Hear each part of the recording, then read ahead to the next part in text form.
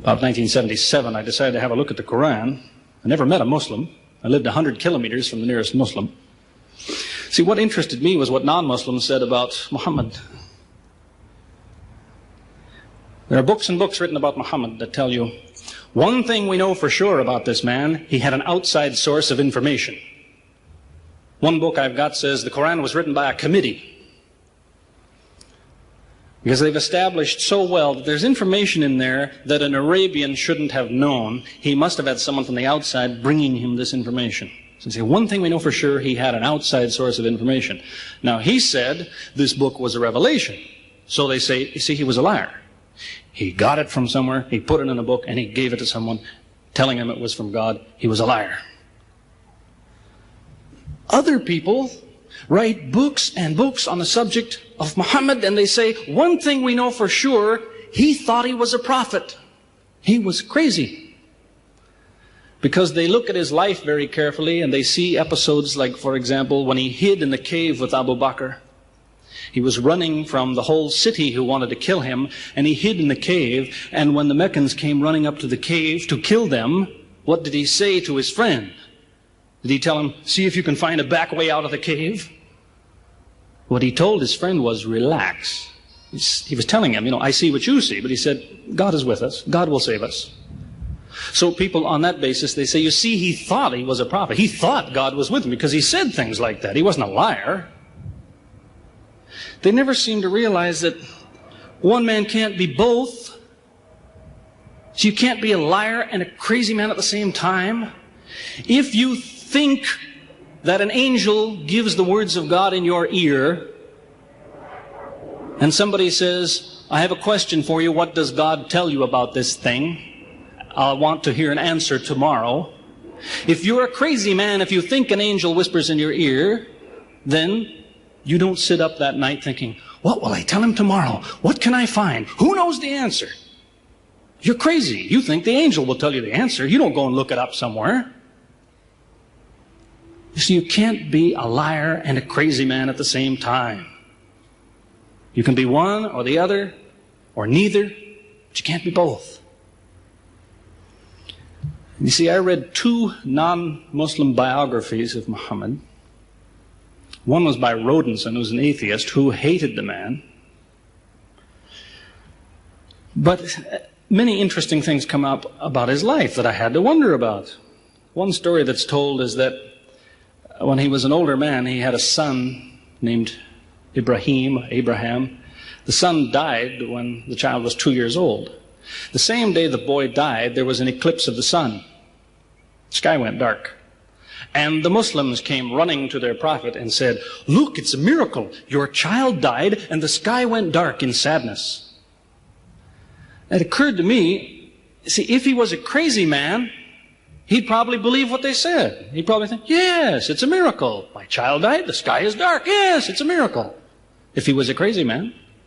If he was a liar, he would have taken advantage of it. He would have said, yes, right, my child died, the sky is dark, you tell everyone, it proves I'm a prophet. It's a miracle. But what did he do? He became angry with the Muslims. He told them that was nonsense. He was angry with them. How dare you say that? He said, the sun and the moon are signs of God, and they don't worry themselves about the birth of a man or the death of a son of Muhammad. Doesn't look very crazy. He doesn't look much like a liar. Now, you have a third alternative, of course, which people tell you all the time. You say, no, he was not a liar. He was not a crazy man. He was deceived by the devil. Deceived by the devil. It's an interesting idea. But whatever you say, you better be ready to back it up. There's a lot of difficulties with that idea.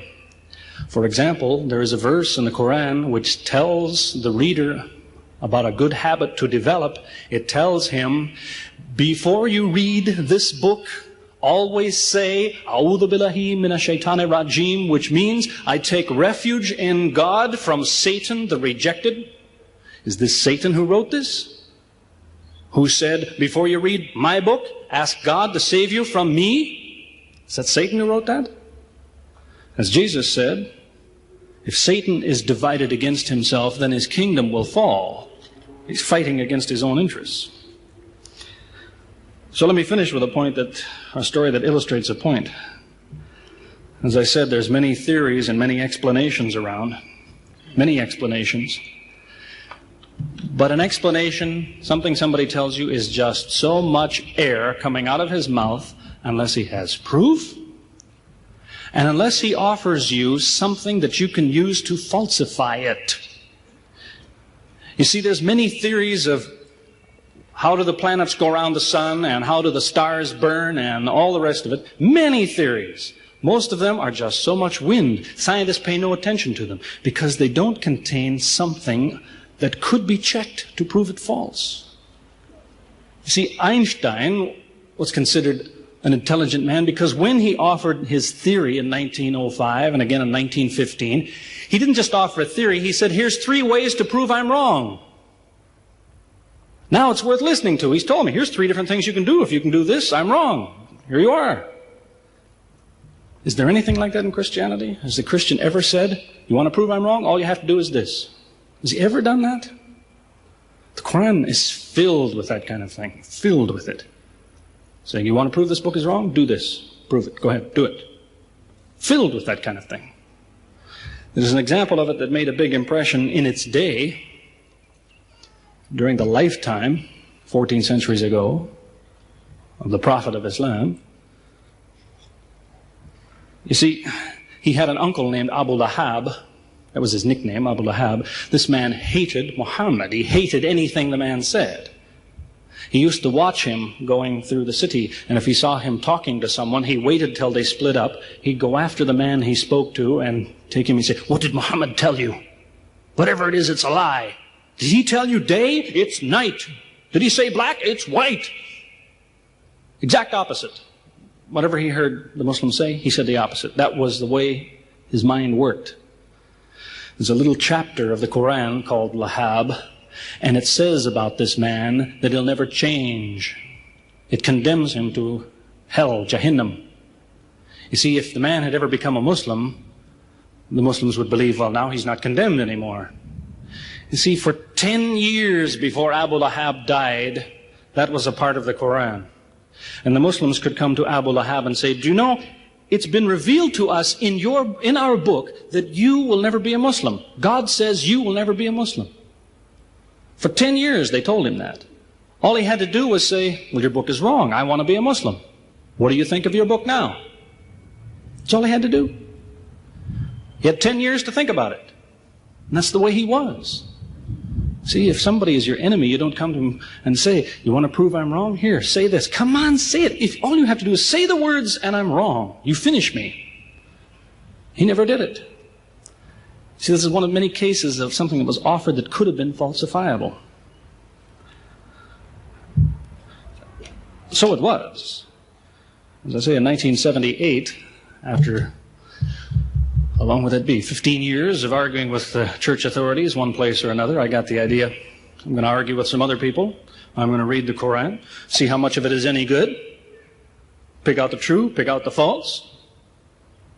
Thought it'll take a few years, it'll take some serious study and so on. I read through it. About 3 days later, I finished it. I said, this is what I've been saying for 15 years.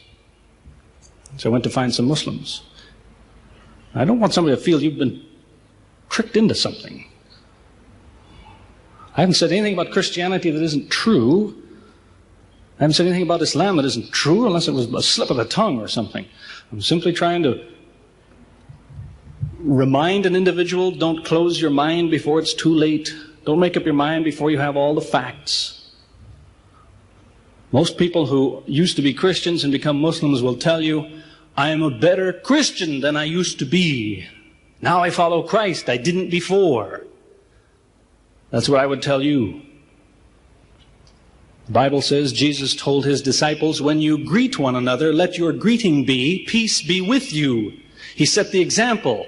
Peace be with you. Who says that today? Christians?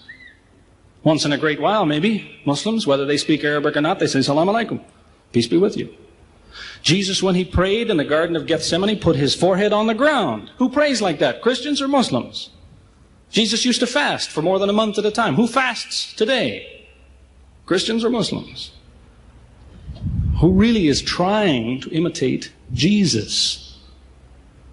Somebody said to me before coming in here, they said, the Muslims make Jesus out, they insult him and so on and so on. How, possibly, do they insult him? They lift him up. Up. They can't tolerate anything bad said about him. They would just as quickly tell you that, they say Muhammad Rasulullah means Muhammad is the messenger of God. They will just as quickly say Isa, Jesus, Isa, Rasulullah, no problem. Just as quickly tell you that because it's true. They occupy the same place. If God himself wants to make distinctions among his prophets, that's his business, not ours. Treat them all with the same amount of respect. May God guide us always closer to the truth.